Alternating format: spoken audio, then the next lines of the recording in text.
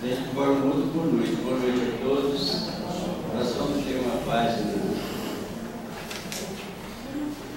para o início da reunião, uma página fotografada pelo nosso irmão Chico Xavier, do livro Alma e Coração, de Emmanuel. Paz e Espírito. Temos hoje, em toda parte da Terra, um problema essencial a resolver: a aquisição da paz de espírito, em que se desenvolvem todas as raízes da solução aos demais problemas que assitiam a alma. E diretrizes, porém, adotar na observação de semelhante conquista: usar a força, impor condições, armar circunstâncias. Não conhecemos, no entanto, que a tensão apenas consegue impedir o fluxo das energias criadoras que dimanam das áreas ocultas do espírito, agravando conflitos e mascarando as realidades profundas de nossa vida íntima, habitualmente manifestas. A paz de espírito, ao contrário, exclui a precipitação e a inquietude para deter-se e consolidar-se na serenidade e no entendimento. Para adquiri-la, por isso mesmo, urge entregar as nossas síndromes de ansiedades e de angústias à providência invisível que nos apoia. As ciências psicológicas na atualidade nomeiam esse recurso como sendo o poder criativo e atuante do inconsciente, mas simplificando conceitos a fim de adaptá-los ao clima de nossa fé, chamando-lhe o poder onisciente de Deus em nós. Render-nos aos desígnios de Deus e confiar em Deus as questões que nos surgem intrincadas no cotidiano é a norma exata da tranquilidade suscetível de garantir-nos equilíbrio no mundo interno para o rendimento ideal da vida. Colocar na conta de Deus a parte obscura de nossa caminhada evolutiva, mas sem desprezar a parte do dever que nos compete, trabalhar e esperar, realizando o melhor que pudermos, fé e serviço calmo e ócio, sem ócio. Pensemos nisso e alixemos o fardo dos agentes destrutivos de ódio, ressentimento, culpa, condenação, crítica ou amargura que costumamos arrastar no barro da hostilidade com que tratamos a vida, tantas vezes arruinando tempo e saúde, oportunidade e beleza.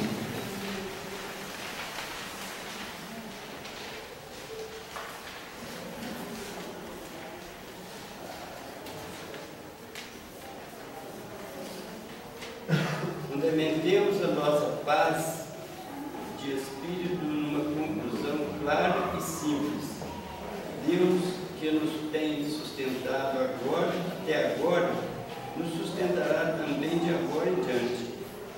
Em suma, recordemos o texto evangélico que nos adverte sensatamente: se Deus é por nós, quem poderia ser contra nós? Comum.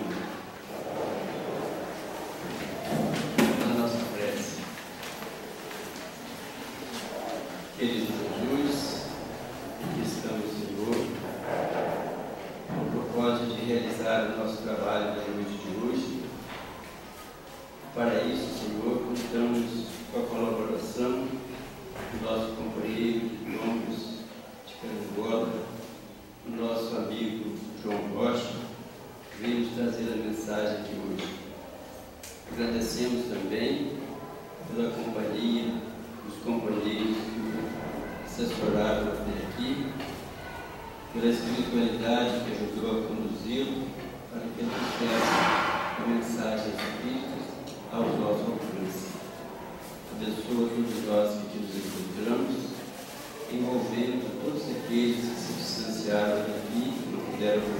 ser, e aqueles que sofrem no mundo físico e no mundo moral.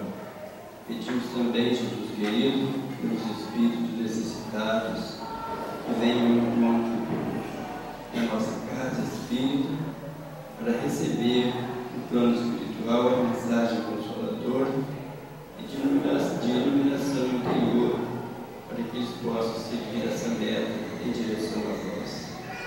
Abençoa todos nós, nosso querido, envolve o nosso tutorio para que ele possa trazer a mensagem que fortalecerá os nossos corações e nossa alma, esclarecendo também o nosso entendimento. Abençoa a todos e envolve a sua paz para que possamos iniciar o trabalho de hoje. Em teu nome, nosso querido, em nome da espiritualidade amiga, e sobretudo em nome de Deus, nosso Pai, consideramos iniciar o reunião de hoje. Graças a Deus. Bem, nós temos aqui o nosso primeiro composto.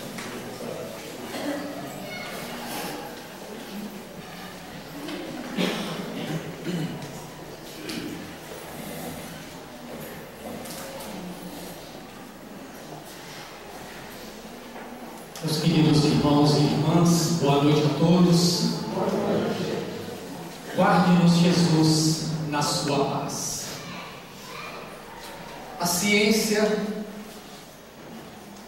com seus instrumentos, com a sua teoria, na busca de tentar explicar o funcionamento do cosmos, teorizou que há mais ou menos há 4,6 bilhões de anos atrás, o nosso Sol, muito maior do que ele é nos dias de hoje, sofreu um impacto profundo de um outro corpo celeste, cuja consequência deste impacto foi o deslocamento de uma boa parte da sua massa ígnea, que se deslocou do corpo original, mas que, atraído pela força monumental da gravidade, continuou a gravitar na sua elipse em torno do Sol.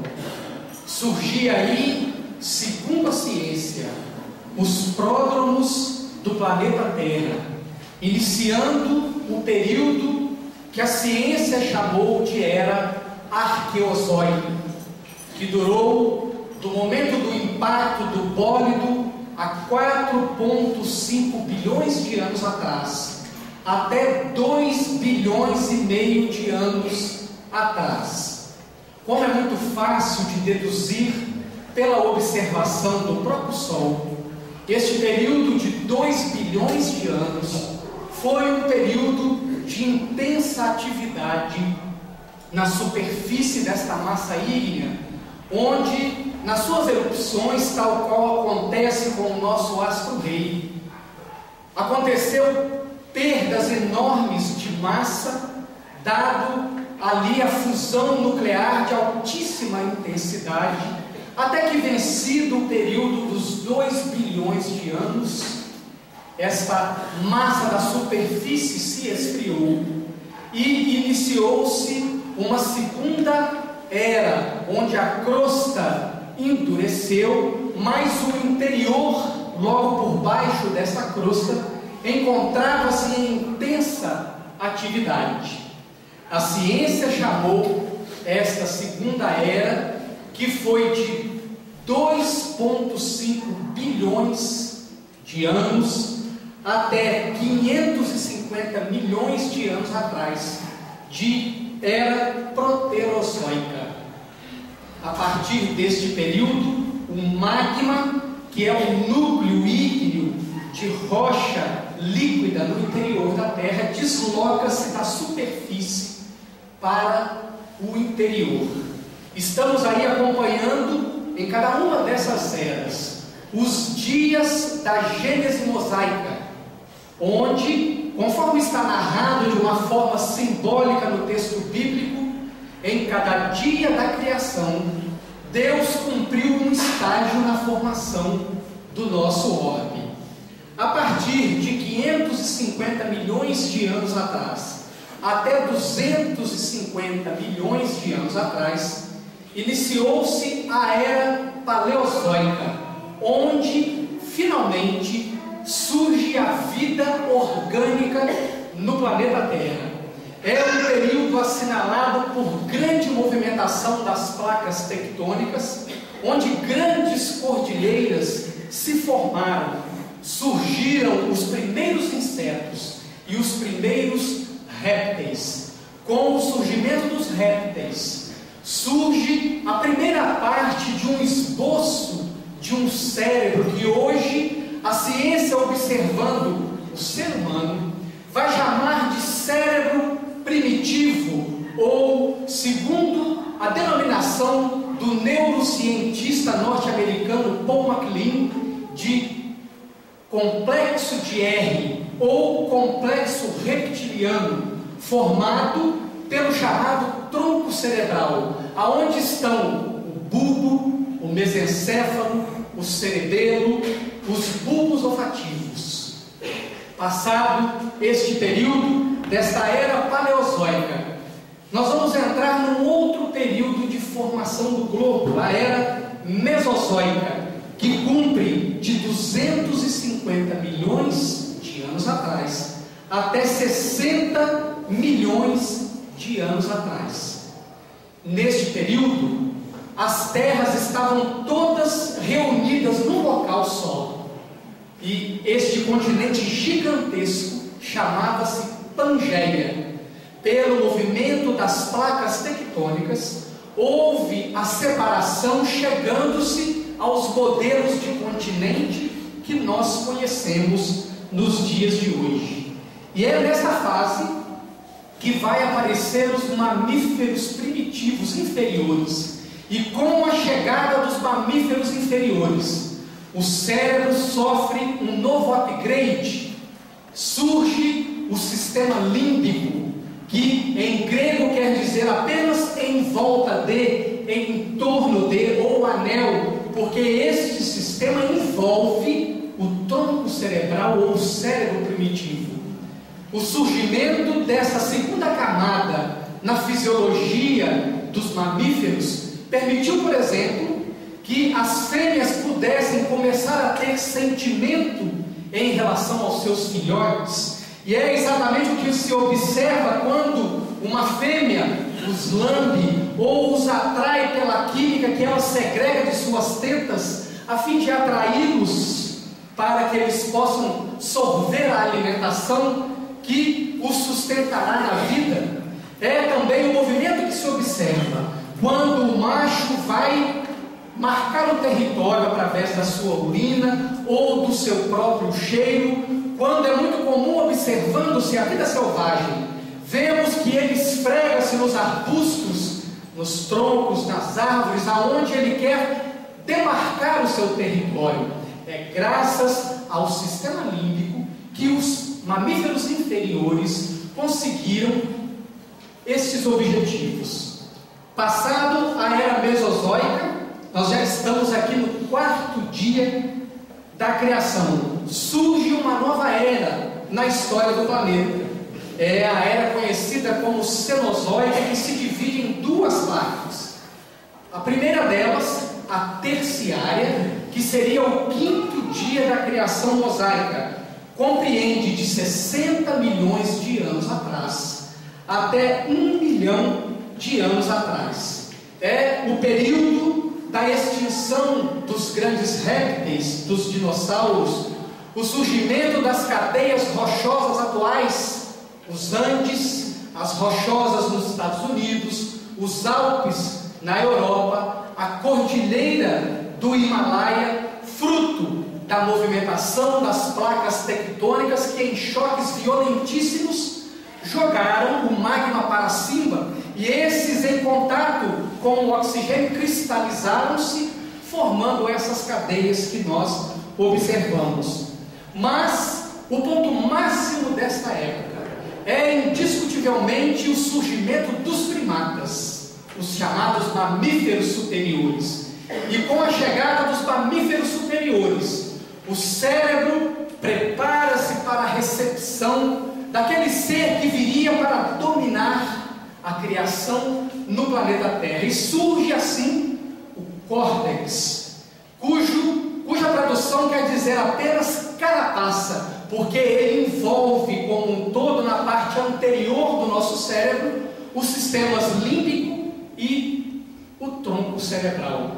Através do córtex foi possível aos mamíferos fazer complexas atividades. É por isso que nós observamos os cientistas dos dias de hoje ensinando a chimpanzés e orangotangos a linguagem dos sinais.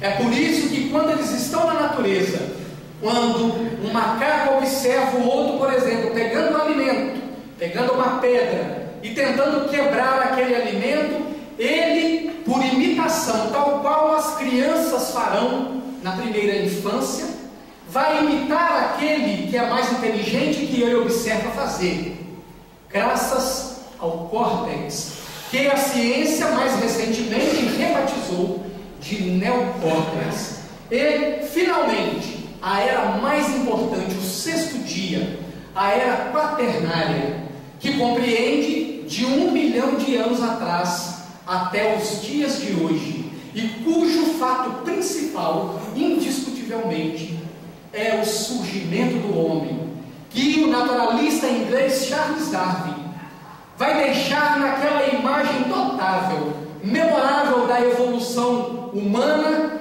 que começou no macaco, depois se manifestou no Pithecanthropo, no Australopithecus, no Homo habilis, no Homo erectus, no homem de Neandertal, no homem de Cro-Magnon e finalmente, eis-nos aqui, Homo sapiens sapiens.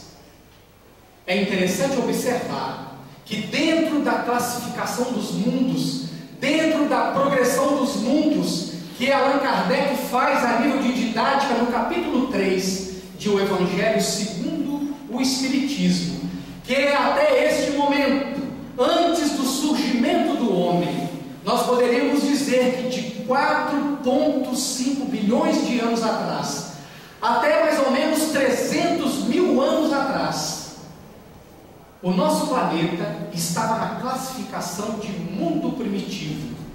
Quando os primeiros homens surgiram no solo do planeta, e eles já então submetidos à lei de causa e efeito, o planeta Terra evolui na gradação dos mundos, passando de mundo primitivo para mundo de expiações e provas. Mas é importante que nós lancemos um olhar em relação ao que o Espiritismo fala, exatamente dessa questão da formação dos mundos, para que nós possamos ter na ciência um aliado à religiosidade. O Espiritismo, então, vai nos dar pinceladas interessantes que, naturalmente, a ciência, por ainda não considerar o elemento espiritual, não pôde compreender com precisão como é que as espécies surgiram, como é que o globo se formou, aonde estava o germe dos organismos orgânicos, dos seres orgânicos que surgiriam aqui durante a fase de evolução do planeta. E na questão de número 42 de O Livro dos Espíritos, Allan Kardec vai perguntar às entidades venerandas se seria possível acessar as informações a respeito das formações dos orbes, de quando é que o nosso planeta foi formado, se seria possível ter uma precisão a respeito disso. E as entidades venerandas responderam a Kardec que nem elas, espíritos superiores em moralidade e em ciência, não teriam essa resposta. E bem louco seria o homem que ousasse determinar datas para uma informação que, segundo essas mesmas entidades, somente o Pai o sabe. Quando Allan Kardec recebe esta resposta, percebe que neste âmbito ele não pode mais prosseguir, dado que quem lhes dava as informações também era ignorante em relação às datas precisas, que normalmente nós seres humanos gostamos muito de sermos taxativos em relação às datas, e as entidades venerandas responderam que esta informação cabe apenas ao Pai. Na questão 43, Allan Kardec vai perguntar então, como é que os seres orgânicos surgiram, como a vida surgiu no planeta Terra. E elas respondem a ele que todos esses elementos estavam latentes nas próprias substâncias do planeta. E assim que a força que as separava cessou de atuar, elas se organizaram e a vida surgiu. Não satisfeito com a resposta, Allan Kardec questiona, mas onde estavam os elementos orgânicos antes de surgirem do planeta? E aí vem aquela informação que Charles Darwin não acessou. Ele não descobrira o gatilho da espécie, da evolução das espécies. Ele observou com precisão que uma espécie evoluiu da outra, mas não soube dizer qual foi o gatilho que disparou essa evolução.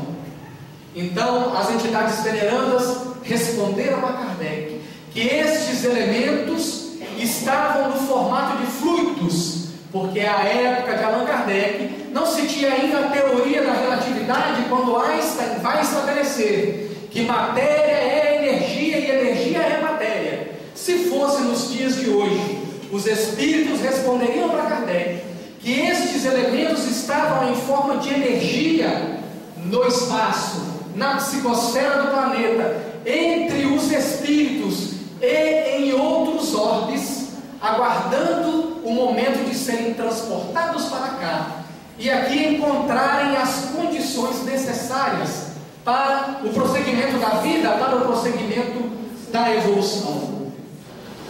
E assim, nós vamos percebendo então que o planeta que nos recebe evolui de acordo com a evolução dos próprios habitantes. São estes que, a rigor, lideram a evolução do planeta, levando cada vez mais aos patamares a que Kardec coloca no Evangelho segundo o Espiritismo.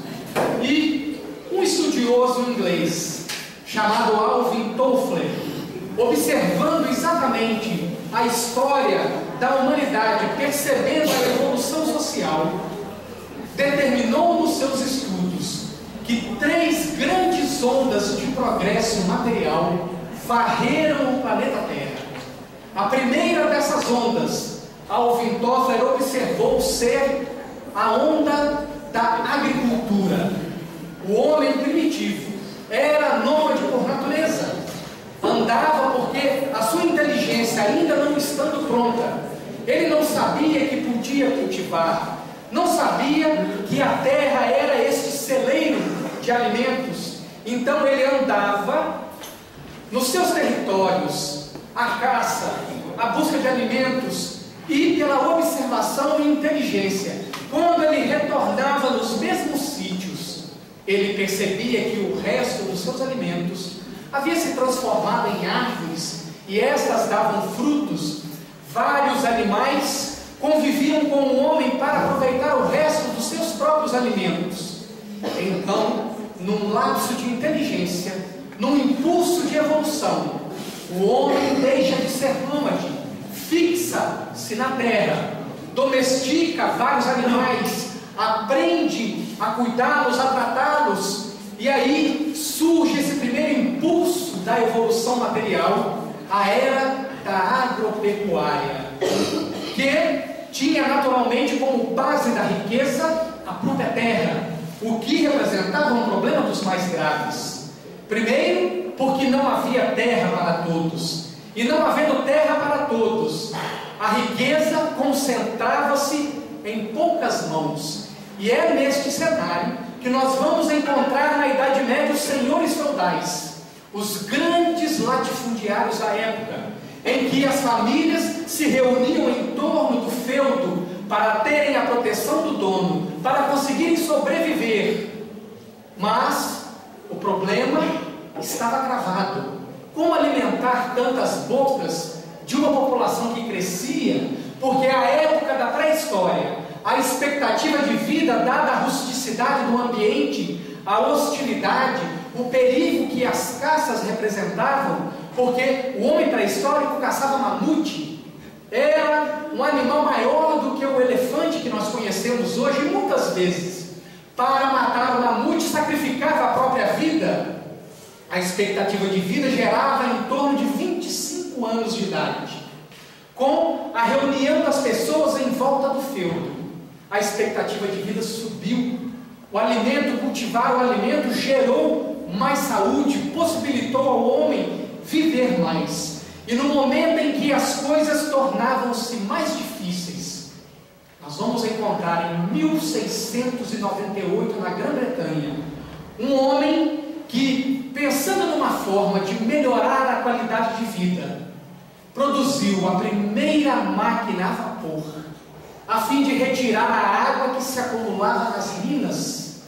Eram os primórdios da Revolução Industrial, que vai encontrar o seu ponto registrado na história a partir de 1793. Surgiu então os processos de mecanização e a riqueza mudou de eixo. Se antes ela estava na terra, a riqueza agora passou a ser no capital. As pessoas passaram a ter acesso ao trabalho porque as máquinas necessitavam de homens para operá-las. E desta forma, as casas que antes estavam reunidas em volta do feudo passaram a se reunir em volta das fábricas.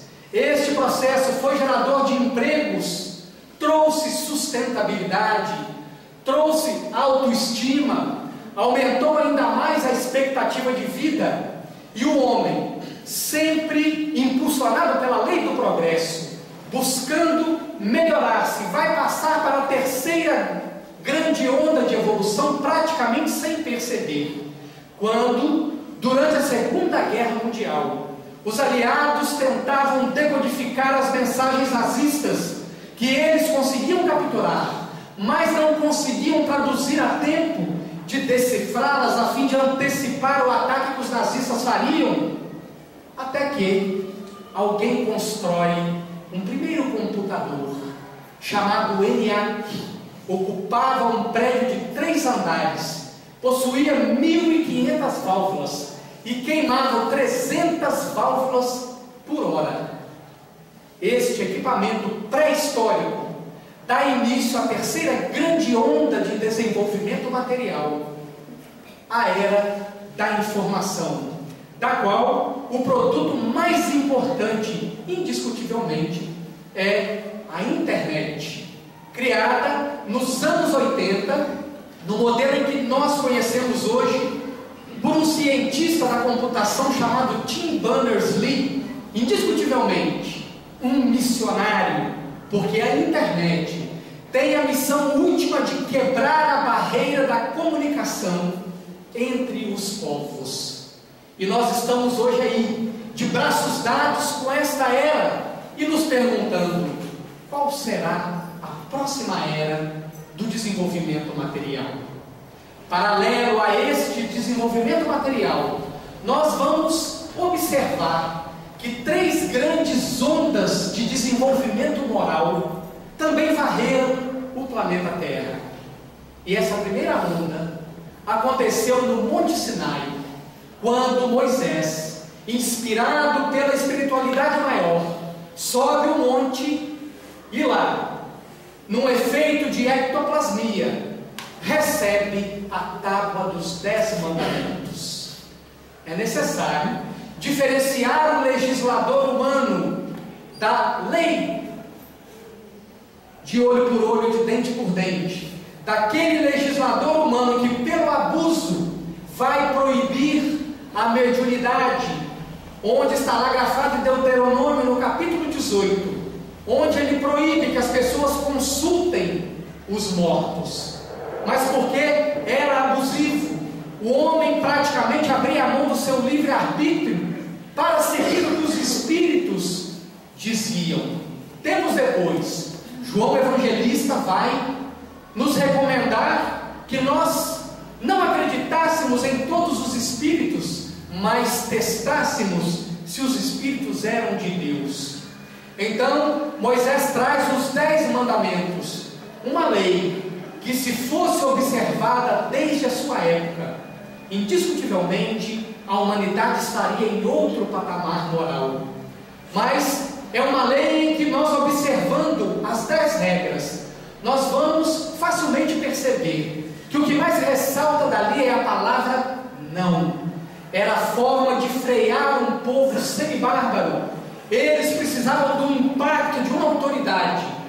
Por isso, os textos são sempre de forma imperativa, a fim de que o medo, este elemento ancestral, que nós lidamos com ele, muitas vezes de uma forma inconsciente, sem compreendê-lo, pudesse levar aquele povo bárbaro a preparar-se para um momento que se daria 1600 anos depois, quando a segunda grande onda de progresso moral chega ao planeta Terra. Jesus, a personificação do amor, manifesta-se entre nós e veio para nos ensinar, numa única frase, a reunião de toda a lei, todos os profetas: amai-vos uns aos outros, como eu vos amei.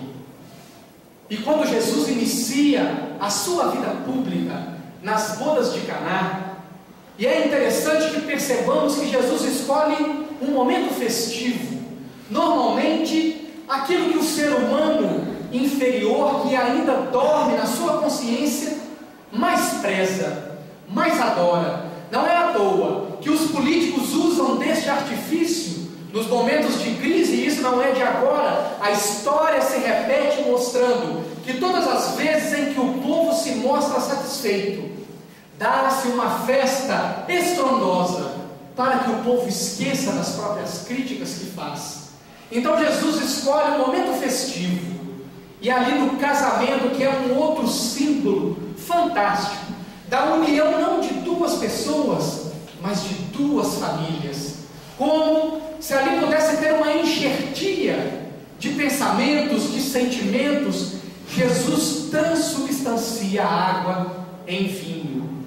Mais do que um efeito físico, era Jesus nos ensinando que a água, representando aí o comum do pensamento do homem materialista, só preocupado consigo próprio, só preocupado com as questões da vida biológica, Jesus então dá o exemplo de que se pode mudar da água para o vinho, de olhar para o mais alto, de compreender os valores do Espírito, compreender o mundo espiritual que nos aguarda, de onde nós viemos, para onde nós vamos, e aprofundando ainda mais o conceito da mudança da água do vinho. É aquele momento em que, quando estamos numa reunião e a conversa descamba para níveis inferiores, porque os Espíritos nos ensinaram que nos dias de hoje o homem atual não consegue manter uma conversação nobre por mais de 5 minutos.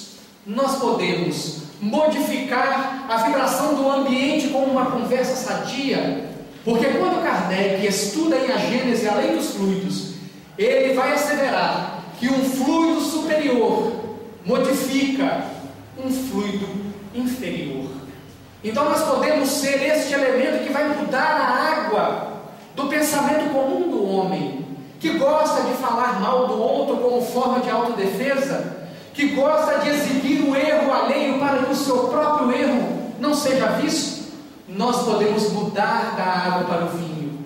E Jesus andava no meio das pessoas de más vidas, e ele era questionado por isto, e nos deixou em torno disto um ensinamento valoroso. Eu vim para os que estão doentes, porque quem está são não precisa de médico. O Evangelho precisa cobrir o coração de todos os doentes. E é lícito que nos questionemos quem de nós já está curado. Se todos nós, em maior ou menor grau, estamos doentes, então o Evangelho é para todos nós. Quando Jesus assevera no capítulo 26 do Evangelho segundo o Espiritismo, para que nós restituamos a saúde aos doentes, para que ressuscitemos os mortos, que expulsemos os espíritos, que demos de graça o que gratuitamente recebemos. É uma ordem, uma lei que Jesus nos coloca para facilitar a nossa entrada no amai-vos uns aos outros. Ele diz que veio para que todos nós tivéssemos vida e a tivéssemos em abundância.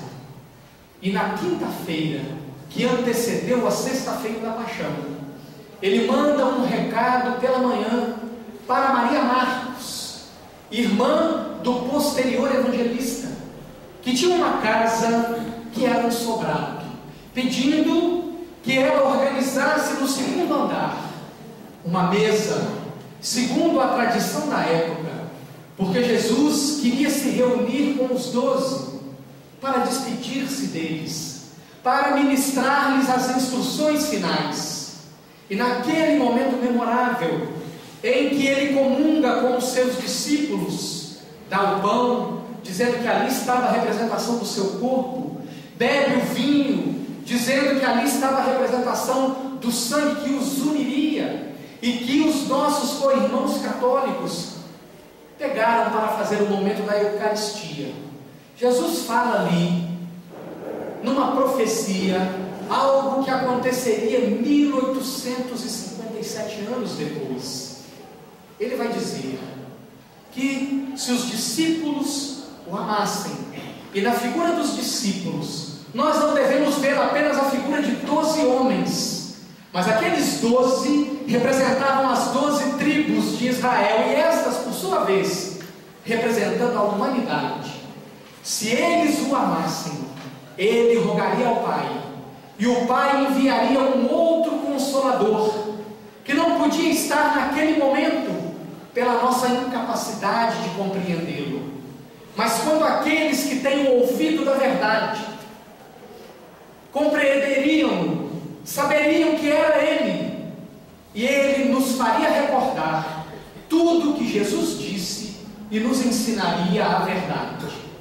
Jesus, na sexta-feira, passa pelo holocausto, conforme houver asseverado tempos antes, de que o templo destruiria e seria reconstruído em 3 dias, e ele naturalmente não se referia a um templo de pedra, mas ao corpo.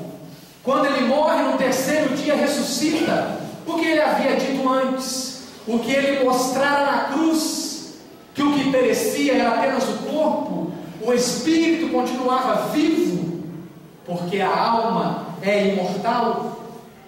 Ele segue depois para os altiplanos espirituais. Jamais deixou de enviar, durante todo o período da história humana, avatares, mensageiros, seres para nos darem exemplos de para onde seguir, de como fazer, de como não nos perder diante do emaranhado das coisas da matéria.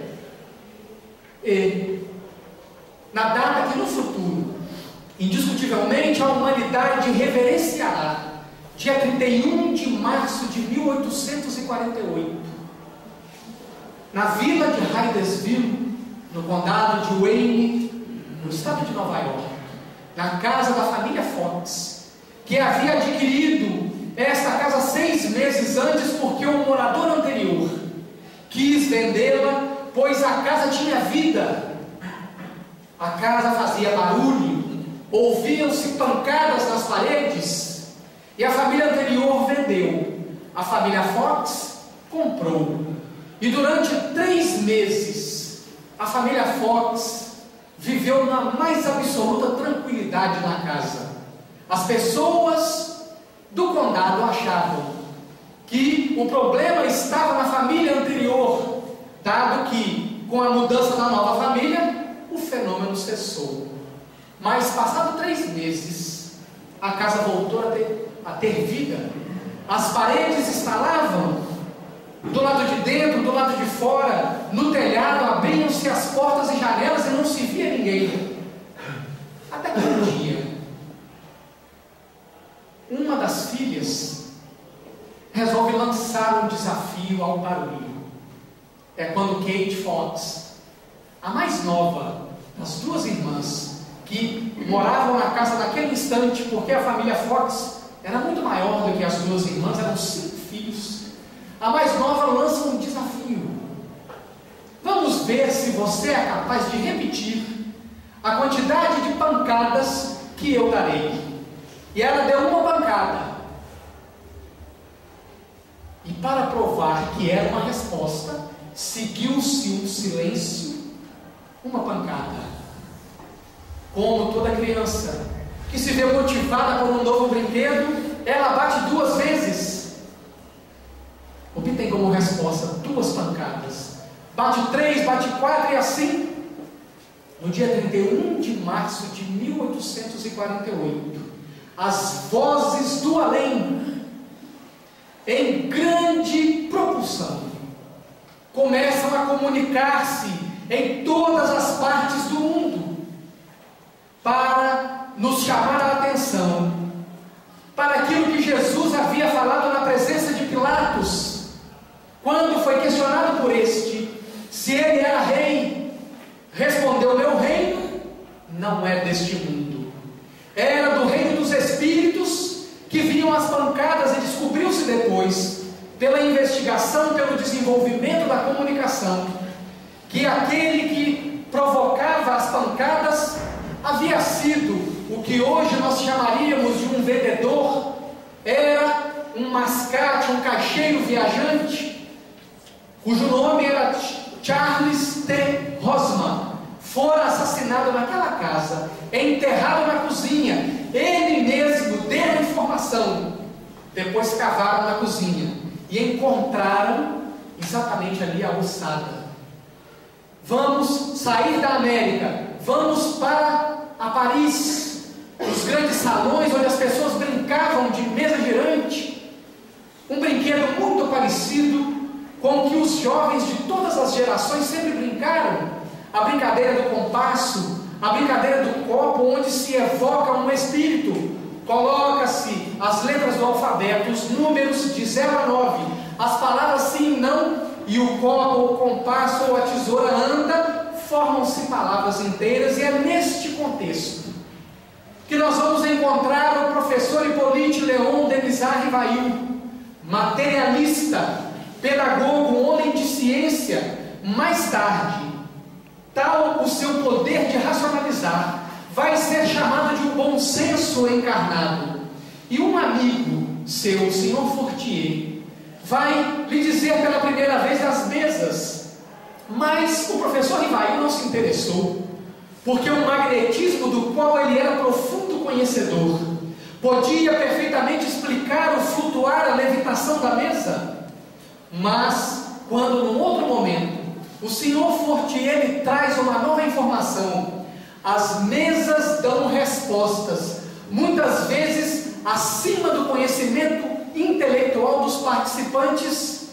A veia de cientista do professor Rivail foi aguçada, e numa outra data que a humanidade reverenciará, dia 12 de maio de 1855, numa terça-feira, ele vai acompanhando o senhor Fortier à casa da senhora Plana-Maison, médium de efeitos físicos, e ali, pela primeira vez, ele tem contato com o fenômeno das mesas girantes. Observa que as pessoas perguntam, observa as mesas dar respostas, e ele vai maquinando e chega num certo momento, ele não se contém e pergunta: não posso conceber que uma mesa dê respostas, porque para tanto ela necessitaria ter nervos, cérebro, pensar. Portanto, quem dá as respostas? A mesa foi em cada letra, alguém anotou, e surgiu pela primeira vez uma palavra que até então nunca fora usada na história da humanidade: os espíritos. E o professor Rivail, não satisfeito com a resposta, questiona: mas quem são os espíritos? Obtém como resposta: os espíritos são as almas dos homens que passaram pelo processo da morte. Quando o professor Rivail leu estas palavras, ele percebeu o que estava por trás. Aquilo que pensadores, filósofos, de todas as épocas, estudiosos, buscavam a resposta: de onde nós viemos? Por que estamos aqui? Para onde vamos depois do túmulo? Estava ali a resposta. Rasgava-se o véu de Ísis, numa clara alusão às ciências ocultas do antigo Egito, que já sabiam de todas essas informações, porque eles, egípcios, eram os capelinos que, degradados do seu sistema, vieram para cá trazendo todo o conhecimento, toda a inteligência, toda a sabedoria da espiritualidade, porque lá não praticaram, mas aqui, como uma forma de retornar à sua pátria, ao seu paraíso perdido, eles então buscaram no que chamaram de ocultismo ou ciências ocultas, e que a deusa Ísis, com o seu véu, encobria o vulgo. O espiritismo rasgou o véu de Ísis, e a terceira grande onda de evolução moral chegou ao planeta Terra, quando Jesus falou a palavra amor. Isto é um texto poético belíssimo que está no Evangelho segundo o Espiritismo, capítulo 9, item 8. Os mártires, enebriando-se de esperança, desceram aos circos a fim de testemunhar o amor. O Espiritismo veio trazer uma segunda palavra do alfabeto divino: reencarnação. E essa palavra abriu os túmulos para que aqueles que passaram pelo processo da morte pudessem de lá comunicar-se conosco de uma forma mais ostensiva, mostrar-nos como é que se vive no mundo dos espíritos, como a sociedade desencarnada se organiza, se eles trabalham, se eles estudam, se tem lazer, como é o comprometimento, o que é que se ganha do lado de lá, já que aqui na parte material é o papel moeda que nos incentiva ao estudo, a buscar o desenvolvimento intelectual. E de acordo com o que Allan Kardec vai codificando a doutrina espírita, algumas coisas vão ficando absolutamente claras. Porque é que nós precisamos conviver em sociedade. Conviver em sociedade é uma escolha ou é uma lei? É a pergunta 798 de O Livro dos Espíritos. E os Espíritos responderam: é uma necessidade. O homem não se desenvolve sozinho, porque ele não tem todas as funções para isso. Ele precisa do outro para se desenvolver. E é assim que se aplica a lei de fraternidade, porque aqueles que estão mais desenvolvidos, em contato com os menos desenvolvidos, auxiliam-no a se melhorarem. Allan Kardec, não satisfeito com essa informação, pergunta: o progresso moral é acompanhado do progresso intelectual? Percebamos que o codificador coloca que o progresso moral vem primeiro que o progresso intelectual, mas as entidades superiores corrigem: o progresso moral é consequência do progresso intelectual. Ou seja, o progresso intelectual dá-se primeiro, o progresso moral depois. Quando obteve essa resposta, não satisfeito, perguntou: mas como é que o progresso intelectual pode levar ao progresso moral? E as entidades venerandas respondem que quanto mais o homem conhece, melhor ele pode escolher. O desenvolvimento da inteligência é seguido pelo desenvolvimento do livre-arbítrio. Por isso, o Espírito Verdade, numa síntese maravilhosa, vai reformar o mandamento de Jesus, dando-lhe uma nova roupagem condizente com o homem inteligente, não mais homo sapiens, mas homo tecnológicos. Espíritas, amai-vos, o primeiro mandamento; instruí-vos, o segundo; para que nós aprendamos a fazer melhores escolhas. E fomos convidados, dentro deste contexto, a sermos trabalhadores da última hora, no momento da transição planetária, de que tanto ouvimos falar, do tão propalado mundo de regeneração, em que muitas coisas se dizem, muitas vezes incutindo-nos medos que vão nos atrapalhar na nossa caminhada, que vão despertar em nós o sentimento de covardia, que nós já trazemos íncitos na nossa alma, quando os Espíritos nos dizem que nós precisamos da coragem, a mesma coragem que os mártires dos primeiros tempos do cristianismo enfrentavam as feras e os circos romanos, porque a sua fé na imortalidade da alma era inabalável. Eles viam muitas vezes no momento em que as feras chegavam para matá-los, entidades ali a socorrê-los, a envolvê-los em vibrações, e eles então sorriam, cantavam hosanas, morriam em prece, absolutamente serenos, não mais acreditando, mas sem dúvida de que era apenas o corpo que pereceria. E diante dos tempos da transição, em que estamos para progredir de mundo de expiações e provas para mundo de regeneração, qual é o papel que está guardado aos espíritos? Qual é o papel que cabe a cada um de nós, enquanto estudantes do Evangelho de Jesus? Qual é o papel que nos cabe enquanto trabalhadores da última hora? Nós vamos buscar na parábola das 10 virgens. Olhem a presciência de Jesus.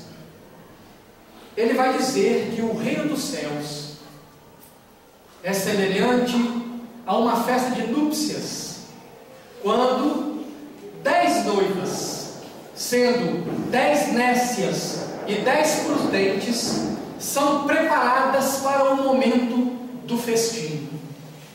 As 10 noivas nécias representam 10 espíritos sem experiência, 5 espíritos sem experiência. E as 5 noivas prudentes representam 5 espíritos com experiência. Observemos como a lei divina age. Ela não nos joga simplesmente sem nos dar o apoio.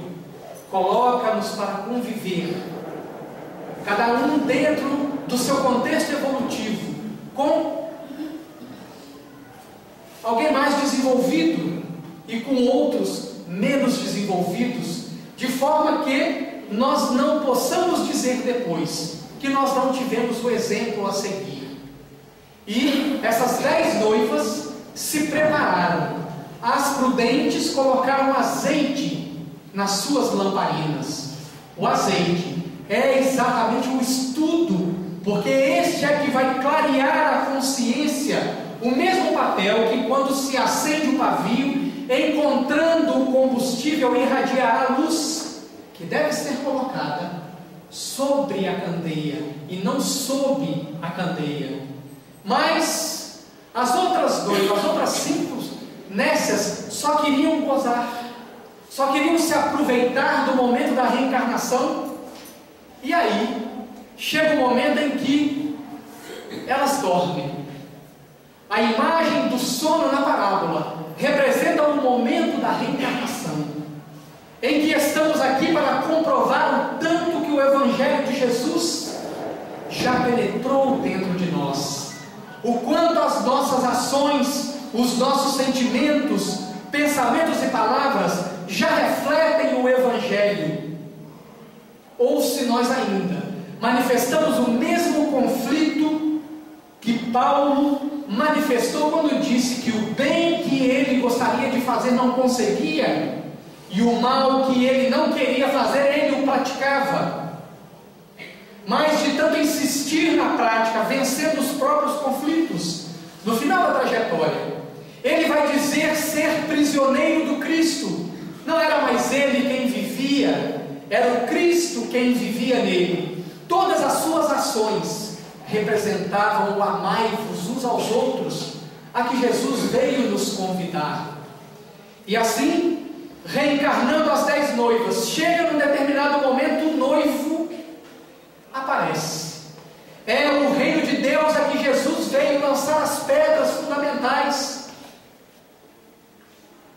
E aí as noivas nécias achavam que ainda dava um tempo de colocar azeite, mas o que é mais fácil, a gente pede ao outro, numa visão muito errada, achando que a evolução pode ser compartilhada.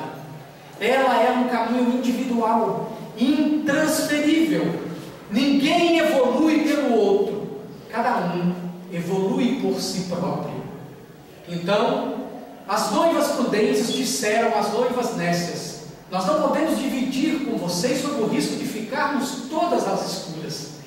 Vá à loja onde vende e comprem. Se é que é possível comprar prudência, bom senso, compreensão, tolerância, paciência, solidariedade em alguma loja. Daí a necessidade da reencarnação da vida em sociedade, para evoluirmos junto com o orbe, levar a um novo patamar de evolução. E aí o noivo chega para o grande festim, enquanto as 5 nécias saíram para comprar o óleo. Jesus entra com as 5 prudentes para o festim, fecha as portas. Que imagem maravilhosa! Desde o ano 2000, não reencarna mais no planeta Terra espíritos que não estejam comprometidos com a mudança para melhor. Todo mundo, em 2012, ficou, no mínimo, preocupado com o calendário maia, que propunha, segundo alguns, o fim do mundo. Mas é preciso recuar a 1969, no mesmo dia em que Neil Armstrong pisa na Lua, dia 20 de janeiro de 1969, quando este fato marcante na história humana, em que Kennedy vai dizer: é um pequeno passo para o homem, mas um grande passo para a humanidade. Acontece paralelo a este evento uma reunião no nosso Sol, onde outros arcanjos, junto com Jesus, decidem os destinos da humanidade terrena. Os outros arcanjos propuseram que esperariam pela melhoria do homem até o ano 2000, a fim de que uma nova era pudesse chegar até nós. Jesus, nosso advogado, interpôs uma petição, pedindo que, diante da imaturidade do homem, pudesse lhe dar um prazo maior. Ele pede, a partir de 1969, mais 50 anos, para que o homem aprenda a conviver em paz e harmonia. Se dentro deste período o homem conseguisse não disparar a terceira grande guerra mundial, e se nós somarmos 1969 a 50 anos, nós vamos obter a data de 2019, não 2012. A partir daí, nós vamos entrar numa outra fase da evolução humana. Da mesma forma que de 1945 para cá, a tecnologia evoluiu como nunca antes havia evoluído. O desenvolvimento moral, se até 2019 nós conseguirmos evitar a terceira guerra mundial, nós vamos entrar num outro ritmo de evolução moral. Por isso, os espíritos em todas as reuniões mediúnicas têm deixado recados taxativos de que nós precisamos orar pelos nossos governantes, orar pelas áreas em conflito, para que, se não chega a essa calamidade de uma terceira guerra, e nós pagamos um preço caríssimo. Quem está lá no site Compreender e Evoluir, onde a doutora Marlene Nobre, entrevistando Geraldinho Lemos, ele vai trazer as suas memórias a respeito do que Emmanuel disse para Chico, a respeito do que aconteceria com a humanidade, com o nosso próprio orbe, caso a humanidade optasse pelo desvario de uma nova guerra nuclear. Então, meus queridos irmãos e irmãs, nós precisamos inocular o amor na sociedade em que vivemos. Nós precisamos deixar de ser mornos, porque o tempo pede o calor das ações nobres. O tempo pede a eleição dos valores do Espírito de forma urgente, para que não nos iludamos mais com os valores da matéria, que foram indiscutivelmente a causa de todos os males e sofrimentos que nós granjeamos até hoje. Os espíritos superiores, na questão 912 de O Livro dos Espíritos, vão nos instruir que nós devemos atacar o egoísmo com todas as nossas forças. E para se combater o egoísmo, é preciso que se dê o único antídoto capaz de derrotá-lo: o amor. E eu gostaria de dizer que vocês hoje deram um pouco deste amor que combate o egoísmo, porque pela generosidade, pela paciência de me ouvirem, vocês me amaram, e eu guardarei essa gratidão no meu coração pela eternidade. Que Jesus nos guarde em sua paz.